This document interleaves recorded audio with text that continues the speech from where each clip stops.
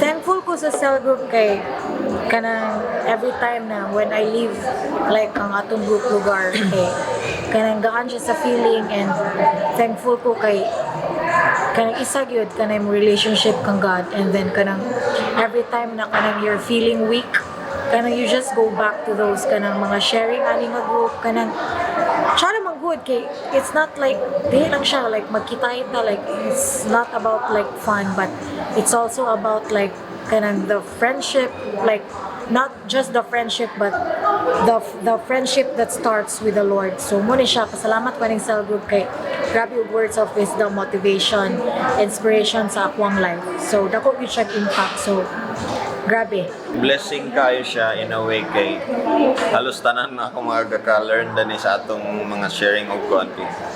Ma-share na ko sa more people pa sa radyo. Happy ko ba nga kanang ni-expand ang akong wisdom kay naidugang bag-o and then I'm hungry for more. Salamat nga kanang namimo mo yung part ko ana ba nga na-sharean ko ninyo.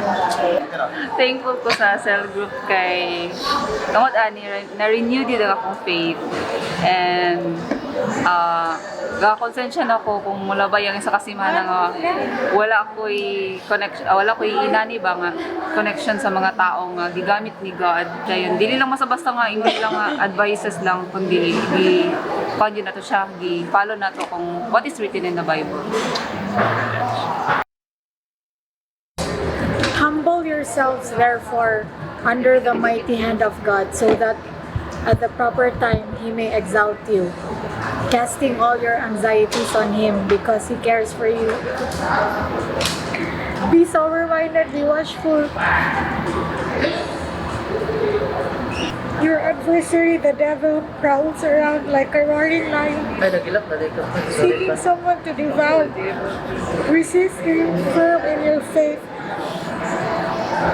knowing that the same kinds of suffering are being experienced by your brotherhood throughout the world. And after you have suffered a little while, the God of all grace, who has called you to His eternal glory in Christ, will Himself restore, confirm, strengthen, and establish you. To Him be the dominion forever and ever. Amen. After you have suffered a little while, so ang sufferings din nato pwede ni siya last longer, little while lang yun siya. So ang sufferings necessary no sabay. Ang purpose na kay para ilhanin mo si Lord. Ang pinaka the best nga kanang ni Lord nga agent of change, sufferings. Tatong kano last nga portion sa imong gibasa. After you have suffered a little while, the God of all grace. So, naay grace para makasustain ka sa imuhang pangaron, sa imuhang undergo. Naay grace enough para maka-survive ka, naay grace enough para maka-stand ka. Ingon nira kung mabuha nga tong topic karon. Topic? Okay nga no, there is an hilak-hilak man. Taas na lang pang ilag-ilag. Kaya matagaan mo na itong time na magilag-ilag ta. Kaya nga no, kung tasan mo na ito itong topic, tapos hilak pa kita niya. Every time na kay ibang undergo, tempting kayo ba yun nga, ang first ni mo i-blame si Lord? Oh. First ni mo questionan ang authority or ang kanang body Lord. Tempting na siya, kana siya work na sa yawa, nga na sa imuha. Nya mag Ganyang buntag, like ganyang buntag. As in, hilak ipin ko ngano man ni Lord, ngano. As in, bukot ko gabol ko ngano man. kanang kailangan ta nga kuan sober-minded ta, knowing and agi kanang kuan sa every situation na to, sa every attack, every crushing moment sa process na to, yawa. Dili na siya kanang ma-exclude sa kuan na to. Kaya tungkol siguro ko ang iya yung focus, iya yung gusto is kanang mahiwalay ka sa iya habang wala yung faith sa iya. Oh. Kung example sa ato, gakuan man ta kanang perminti man ta ga cell group. Ang atong purpose atong cell group is kay para ma-strengthen atong faith diha kang Lord, ma-build up ang atong life diha kang Lord, ma-founded ta diha kang Lord. Kung ka ay isa ka person nga wala nalipay sa atong ginabuhat ang yawa. Dalo mas kilid. Oh, naman siya mga demonyo nga kanang kuan mo na nga every time nga kuan pag-atakihon Be ka, watchful. careful kay ngano man basig ma-blame nimo si Lord. Basig dili nakamutuo din kang Lord ba. Wala nagyapon siya kanang kan. Daghan mga tao ngayon ana ba nga tungod kay naminaw sila sa yawa or nagpadala sila sa yawa. Ato, Nakita na constitution ba tanaw gani? We are in a cell group. Kanya natay mga ginagmay nga mga issue diya sa panimalay, sa relationship, no?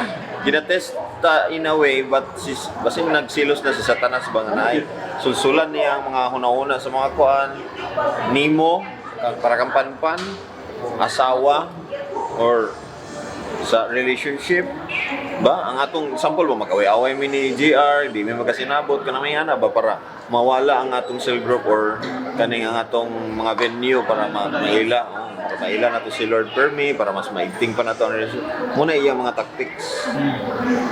Be watchful muna ang gwapo kay dia sober minded kanang di maghinubog ba di ba kanang mataka lang mo dapat plus start ta. may mga tao nga mo sa imuha niya, emotionally kuan ka attack. Dali ra ka makapikil, dali ra ka nang mo kuan react. Kumalang advice kita din nga be sober minded. Be watchful. Kay naagi yawa bay ka prowl daw na siya. Like a roaring lion.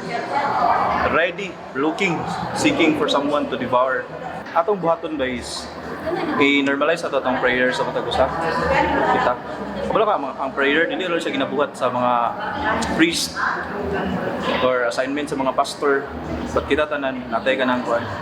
Natay responsibilidad niya mag-pray para sa matag usa. Every time nga ma-remember mi ninyo atong sa iyong mind or kanang mag-set yun ng time i-pray ang atong self. Ang matag-usay, mention din ato ang matag-usay, pray. Kailangan ta na ba kay wala tang kabalo nga we are always being attacked pero murag kuan na kay sa tuwa. Kailangan na siya. Headshot atong isa naniwa headshot. Kay kasagara sa ato sa atong generation karon gipaminaw ta perminti sa mga promises ni Lord to the point nga ato nang i-disregard ang kanang process. Kabalo ba kasi Lord? He's not just the God of promises, He also the God of process. In other words, si Lord ba? Kung siya ba kanang favorite kayo niya ang process. Favorite kayo ang process. Kaya nga naman, even si Jesus mismo, ang kalibutan na kinahanglan o ganang kaluwasan nasa state of emergency. So, kailangan na ganyan si Jesus. Pero kabalo ka, sige buhat. Natao si Jesus, taguangkan sa iyang mama. Sa law sa nature, great ni Lord siya po ni Upay. Ni go through sa law sa nature. Ang breast nga iyang gi-create, ni feed po siya. Ang hands nga iyang gi-create, gi-cradle siya. Ang kanang kuan, ang law sa nature nga naidad. Ni go through po si Jesus. So, kan siya ba kanang ang atong Ginoo mismo, ga-model siya og process. So, tungkol kay nagkinahanglan og kaluwasan ng kanang kalibutan, si Jesus bay ang iyang kabalo siya assignment niya mamatay siya sa cross pero undergo siya process. And then ang painful kayo nga process dahil yung final niya nga assignment which is kanang kailangan niya humanon niya assignment sa cross mamatay para huli sa tuwa. So, tanawa tungod sa kamatayan ni Jesus, nakagain ta og kanang kuan kanang kaluwasan, brighter ang atong future. Natay hope karon masakitan ta for a while pero natay hope muna sa tuwa bay kung may mga sufferings dito dapat makurat dapat ta mo stand firm kaya naman knowing yes Jesus gani mismo wala gi-spare sa iyang amahan unsa na lang kita if Jesus suffered if Jesus kanang died on the cross if naka-undergo siya painful if wala siya gi-spare sa Father para mo-go through sa mga situation ganong ikaw dili di ba? So mo na kung giyagian karon. So dapat Actually ang imong gyagyan karon light ra na siya Supa, grabe.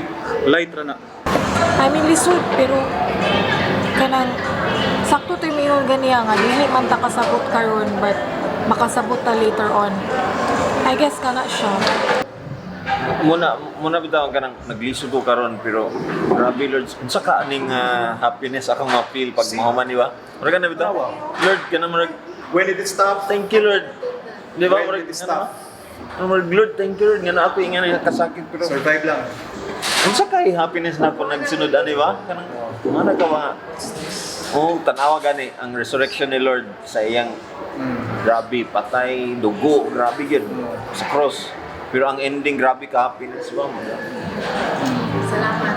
Salamat. Sometimes the best nga blessing i-prepare ni Lord sa tuwa is naa sa mga pagsulay ng grabe pagkabihin.